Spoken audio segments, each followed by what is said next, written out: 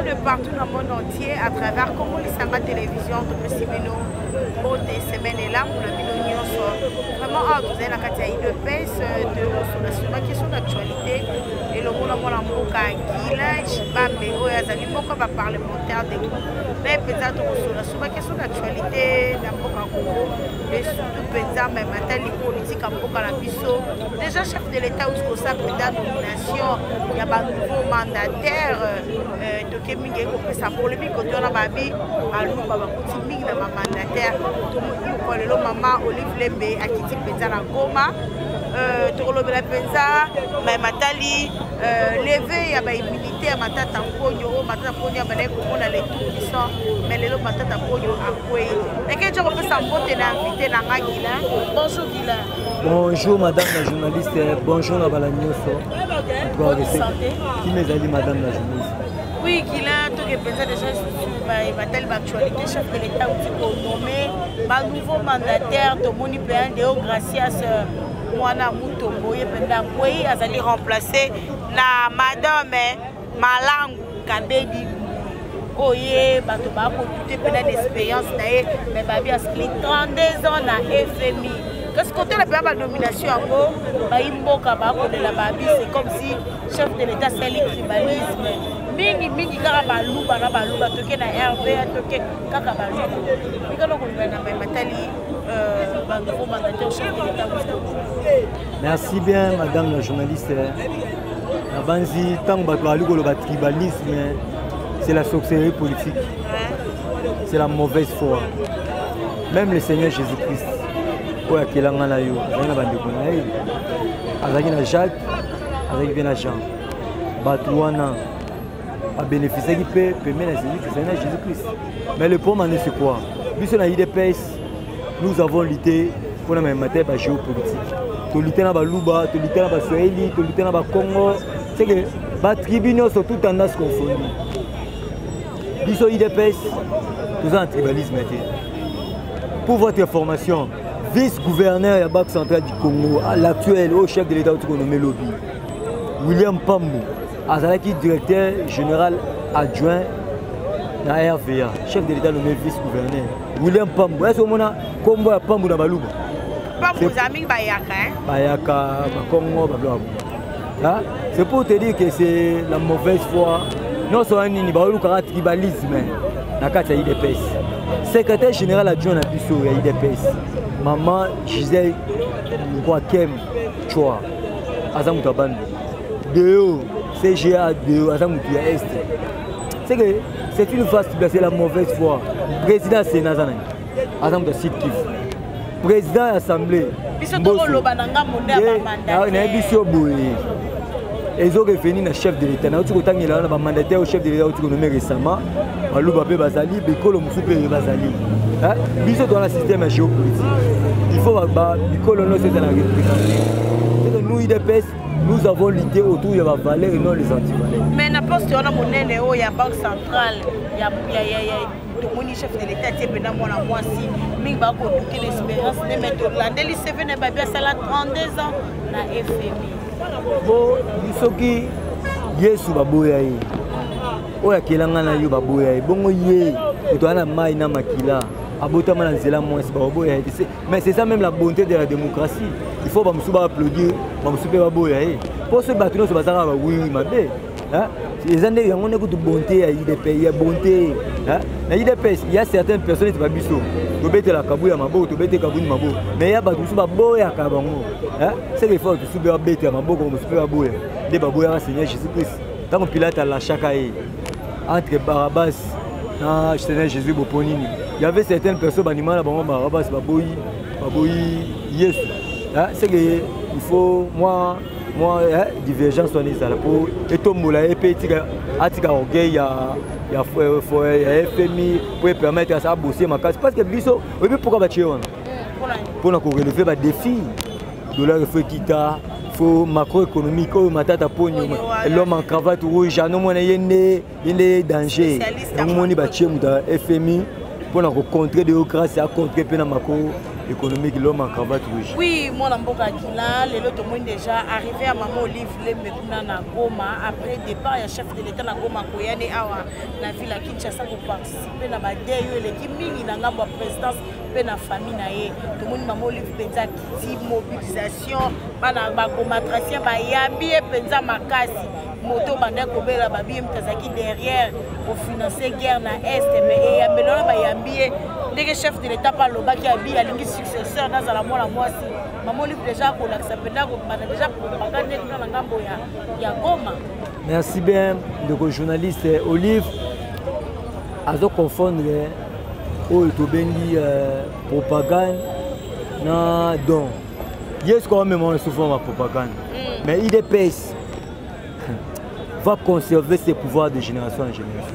Il dépasse au pouvoir aujourd'hui, il dépasse au pouvoir demain, il dépasse au pouvoir éternel, mais conformément à la démocratie. Le problème c'est qu'on Oliver a rêvé que Moubani n'a pas président de la vie. Ou bien il est comme président de la vie. D'autres à Baba. Dunia Kindab, Papita Mbakina. C'est que Bisso a tout conserver ses pouvoirs. Parce que Bisso Mundi, pendant 37 ans, est-ce qu'on peut dire que tout ça la mandat Kabila sont en Mboka il y a un moment où opposant sud-africain à ça la déclaration ici va congolais posséder Mboka pendant 18 ans pas un étranger mais actuellement bozana moi na Mboka Félix Antoine Tshisekedi bo soutenir et non bo soutenir italien on a ni Moïse Katumbi mais et là qu'on a CPL makasi ba communicateur ya Moïse Katumbi bali ko reconnaître que leader na bango azali juif. Il est né de père juif. Le communicateur, il y a Moïse Katumbi. Il faut reconnaître que Moïse Katumbi est né de père juif. Mais là, on a chef de l'État de Saboué qui a bien compris la L'eau est le bibou. Tout le monde chef de l'État, pas même qui va connaître Mindele. On a le souffle de beaucoup ici. L'eau est le bibou. Pour être candidat aux élections en 2023, il faut naître de père congolais et de mère congolaise. Où est le man? 18 ans pour votre formation là-bas la Minyoso, Kabila soit 100% congolais. Même si on a un musica, Nathalie documentaire na Chili. C'est que au sala aux ans droit à vivre, il y a comme la miliki, il y a colia tongo mili popo. Mais Kabila fait 18 ans et l'on y a ça n'ambo. Social zéro. Brazzaville va pemenia, social colia zéro roté, Angola pemenia colia zéro roté. Kabila comme à la nationalité congolaise, il y a un moni à l'ingagité sociale et à l'icolo, parce qu'il y avait des sociaux à l'icolo congolais, ils ont bien parce que mes vos sociaux à la Rwanda, sociaux à la Tanzanie, mais dans le Congo, ils ont passe. On va dire que les sociaux ont conserver ses pouvoirs. Parce qu'on ne peut jamais accepter sous le règne de Félix Antoine Tshisekedi. Le premier année, le candidat au Bani na base des années, Moïse Katumbi, Kabila Zonga. Mais Moutouna s'en retient libéré en 2023 au Lambé. Il y a un biboy. Olive a sa déclaration à Bikeye a souhaité moto aboyer la simana za mwana mwasi. Mais ça il peut asfa ngono tena nga maman Olive éviter ce qui maman Denise to qui peut les modèles maman Olive s'abattre pour la Goma mokola lelo la ville à Goma c'est comme si Benda a banni déjà propagande et amalanda ngulu. Amalanda ngulu. Baoto pekisa ya kota na baka militaire mais a changé ce style ote ake ko compatir na batagoma mais mobile nazali na azali président de la République est-ce que ça l'état de siège lelo ngunga zo kosela na est lelo classe ezongi la paix est revenue à 80% à Béni. Alors quand tu as son unité, tu as Kéwana, à Kéoté, tu as compatir à Bandegonabiso, il y a Béni. Alors quand tu as son unité. C'est pour te dire que Olive Lembe, ça la propagande, tu dis que c'est une propagande. Mais Moutouzo a la présidence en 2022 Zara Fachi. On a pouvoir en 2028 des Zara Fachi. C'est pour te dire qu'on va conserver, il peut se pouvoir aujourd'hui, il peut se pouvoir demain, il peut se pouvoir éternellement, mais conformément à la démocratie. Par courtoisie, Facha a la 10 mandats, par courtoisie, Kabou a la 5 mandats, Kabou a 5 mandats, tu m'appelles encore ma présidence. Ndeko Guilain, on est à makanisi na yo, eza nzambete. To ki ne pena na ngambo ya est, to sika na est ya mboka na biso Congo, lo to moni ba c'est troisième va prolonger pour la troisième fois état de siège. Mais to moni moins quelques avancées kuna ba ADF bazaki arrêté na armée na biso kuna na Beni, to moni pe à 5 bastions ya ADF ezaki détruit na bavion militaire to moni mosale kosema kuna na est ya mboka na biso okoloba nini na likambo etali kobakisa masu pour la troisième fois état de siège lelo ba député mo bakende vacances parlementaires ezate parce que il faut qu'il y ait côté na est ya mboka na biso. Merci bien madame la journaliste. Priorité à Fachi Beto parce que le chef de l'État a 3 missions. La première mission c'est accorder la paix au Congo. La deuxième mission accorder la sécurité. La troisième mission, développer le pays. Il n'y a pas le développement sans la paix. Celui qui me zate, développement pesant. Développer yaka, les investisseurs, les Namboka, les permettre à Mboka et qui est le bousseau. Celui qui peut bilanguer ça, mais ce qui est vrai, merci à Tata Mkonzeko pour la prolongation. Il y a état de siège. Merci à les députés conscients. On va voter pour la prolongation de l'état de siège. Ngungia Kosolaté. État de siège pour que la paix revienne à 100% à l'est du pays. La Banzi Holandaka, président gouverneur, le bien était pour l'état de siège. Pour que la paix revienne à 100% à l'est du pays. Biso, tu allais toujours au Sambela pour la faire des scènes. Zamba pèse et puis tout aussi dans le gouvernement central a disponible Misolo pour faire sa bande de biso, faire des essais pour permettre de faire ma casse pour bunda pour longa moi pour nous sommes Kebika Bakadeko ADF Nalu pour bazali ko bunisa bande de biso à l'est du pays. Mais l'autre moni bakani trois grands collaborateurs ya bato pena bako semer désordre na est après arriver à maman livre na sima trois grands collaborateurs na évité est-ce que bon bande ko collaborer na bato ata ko ba solution pour bande ko ba ko pesa mindu ko guerre ko ba toujours na caisse. Donc journaliste biso état de siège ya ndepena ke ngunga ko solaté wana olobi be ba 3 ba okangebele. Le chef de l'État a déterminé à notre riposte vous allez impitoyable riposte c'est bandit. C'est pour te dire que bande on a biso Beni il y a grand kifu ba kufe belé hein ba kufe belé depuis ce 1997 ba kufa ka du jour. Mais comme actuellement tout ça na président pas aller na bolingo pas aller na volonté aller 100% congolais en toi bande on a biso Beni il y a déjà des avancées bana bande que classe actuellement on a beaucoup de classes activités comme normales en tout cas bosambela pour na Fachi Béton a demeuré toujours au moins na minute la muka lo basute au te Fachi Béton le chef de l'État fait 3 semaines na Istanbul fa lo ça oh c'est ma bastion oh les abas là fa yo ba bien na bé hein c'est pour te dire que le chef de l'État a déterminé pour accorder la paix à 100% l'Est. Oui, moi, je suis là, les longoli matata ponyo ba immunité. Tout le monde qui depuis fallait ba longola matata ponyo procureur a quoi insister, c'est que matata ponyo a bima na justice kasi fallait ba longola ba immunité. C'est comme si Sénégal qui corrompu ba ko longola matata ponyo ba immunité. Tout le monde chef de l'État ba kutana kina baati na Goma, ba chef de l'État benda ki baati matoi. Na bi que ce qui Sénégal ezali sanga ba to miyibi.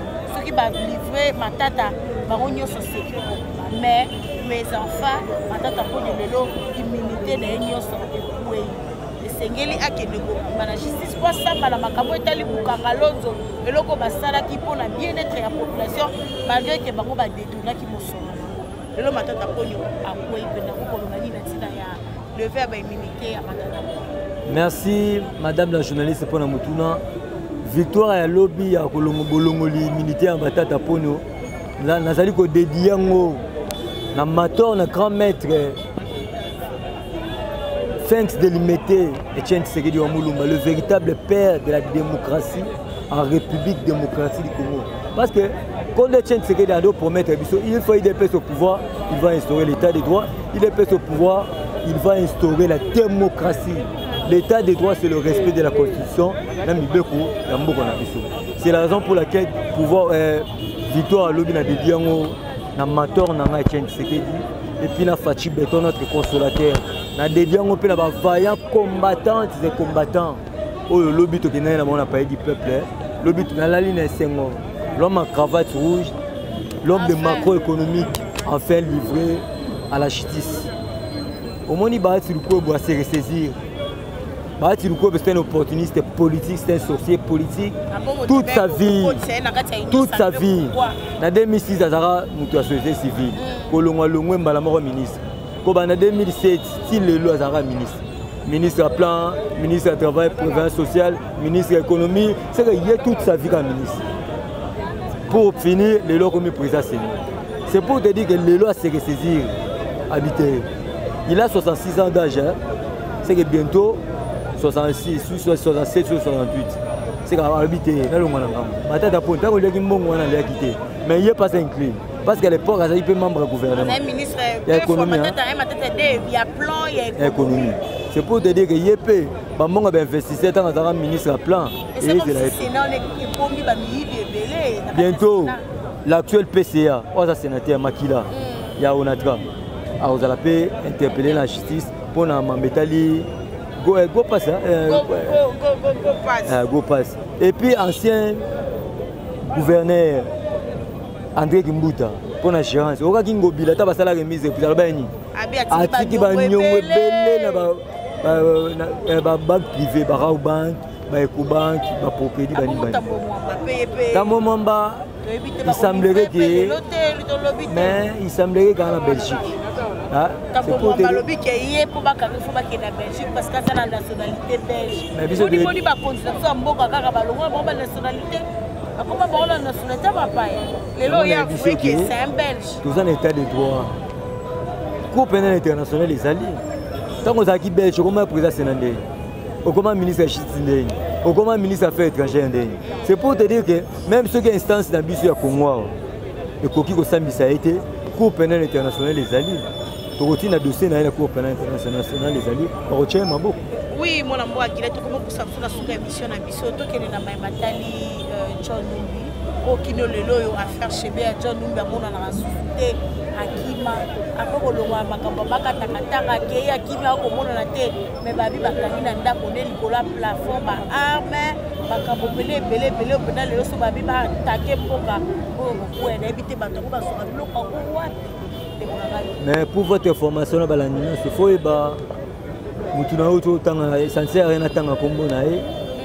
c'est un kabiliste. Il faut que pourquoi il a deux bits à l'insurrection en rébellion pour que Katanga comme il faut trouver un normal.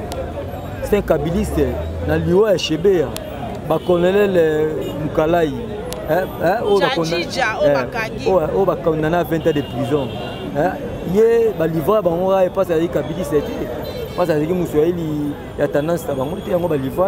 c'est pour te dire que c'est pour te dire que ce qu'il faut trouver normal, c'est un kabiliste. Pour être Kabila en 2023. Mais le rôle de le tout puissant. La campagne de Boutou est bien à non seulement il y a des faits qui sont belés. En tout cas, bravo à la FARDC, bravo à la service de renseignement, bravo à la Moussala Gitoko, bravo à des chefs de l'État, qui demeurent toujours l'intérêt général du peuple. Bongo, bravo à l'individu Kabila. Mais chef de l'État défend l'intérêt général du peuple congolais. Parce que quand on tient Tshisekedi a dit qu'il a fait sous le peuple d'abord et non l'individu d'abord. Mais Bango est conscience d'abord pour l'intérêt à Kabila au livre ici. En tout cas, c'est les consciences. Hein? Comment on a souka vraiment? L'autre moment, on a mort et qu'on continue toujours dans la présidence. Tout le monde voit même chef de l'État ou fait ça. Tant qu'il y a au corps, il y a qui est la cinquantenaire, il y a qui en Afrique du Sud. Tout le monde débouche chef de l'État sur le pouvoir. Maman, vous avez plus de quarantaine morts dans la présidence. Mais dans ma proche, dans ma membre en famille, il y a pouvoir, il y a Fatima Tozé Makila, pouvoir, où il y a et ça m'a battu belé, tout le déjà chef de l'État ça. Merci bien, madame la journaliste. Il y a un temps pour vivre et il y a un temps pour naître. Il y a aussi un temps pour vivre, il y a aussi un temps pour mourir. C'est une opinion. Mais on sait que le chef de l'État me rappelle au fond de la mise.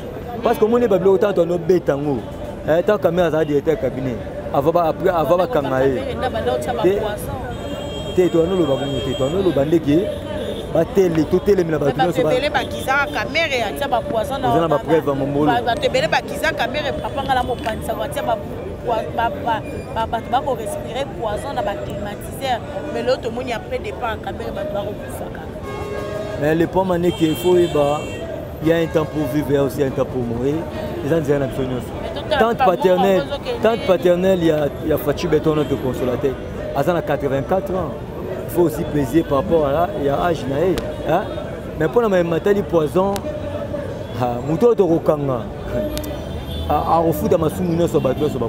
parce que le chef de l'État a perdu, si j'ai de bons souvenirs, plus de 40 personnes vont être chères. Ils ont la famille politique, ils ont la membre de la famille. Mais ils ont un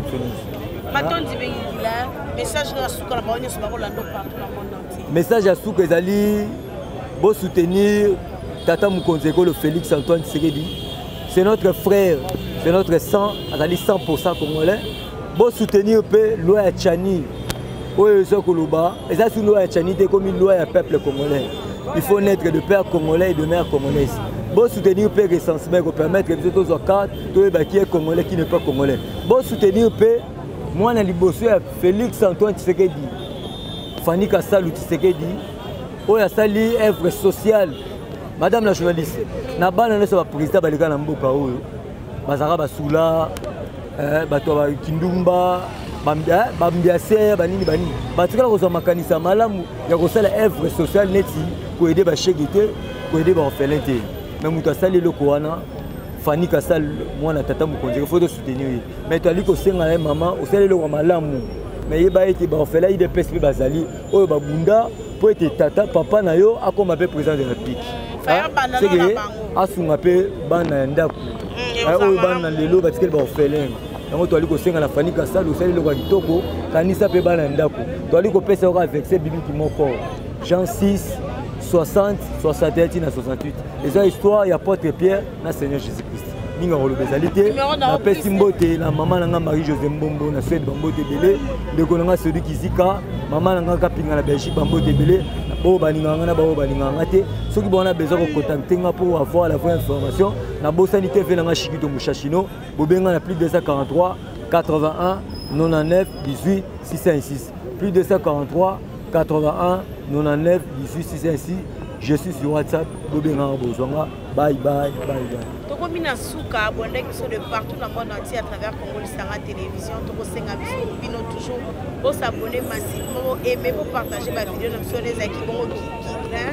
Tout cela qui est dans ma matériel politique en beaucoup dans Toko mina souka. Merci d'avoir nous soutenir sur la Mikila Poto, c'est les Tunga de Lausanne. Mon vieux Jean-Paris Talapamba de Lausanne a fait sur ma beauté.